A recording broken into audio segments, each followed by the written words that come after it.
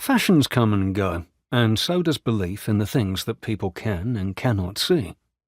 Perfectly ordinary people experience strange things, and these events either become part of local folklore or are laughed away.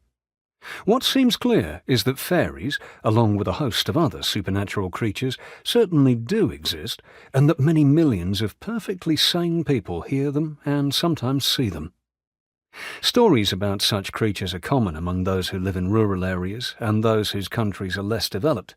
Thus, legends have been handed down in such varied places as Scandinavia, Europe, Ireland, Africa, Native American reservations, Eastern Europe, Russia, and just about everywhere else on the face of the earth.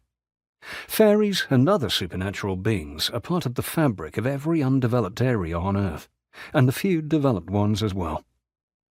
Research makes it clear that British, Irish and European fairies prefer to live in woodlands, near water, and particularly near willow trees, while other countries have their own legends. After all, there are no willow trees in the African bush and precious little water, yet supernatural beings definitely live there. There may be people listening to this book who live in the deserts of Australia or the United States, and if so, you may fear that there are no fairies in your area. Not a bit of it. If your area is only lightly populated, there will definitely be small supernatural beings where you live. They may be a bit dustier than their woodland counterparts, and they probably prefer to wear sandy colours rather than woodland green as a natural camouflage, but they are definitely there. It seems that supernatural beings have certain things in common. They don't like to be disturbed by humans, although they tolerate children, which is why children see such phenomena far more frequently than adults do.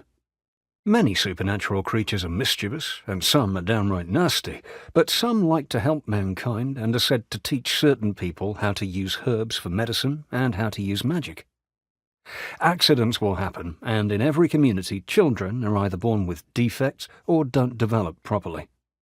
Many cultures believe that supernatural beings have interfered with these children in some way, or even taken them away and put something strange in their place. You can imagine what happens to such children in these cultures.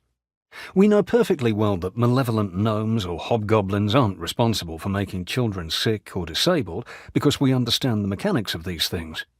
However, we also know what it's like to put something down somewhere only to find that it has vanished. Sometimes the lost article turns up again somewhere else.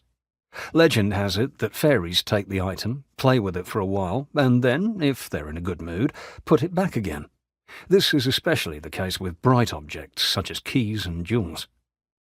It is also perfectly possible to access fairies yourself and to call upon the help of a good-natured fairy or two to help you when you most need it.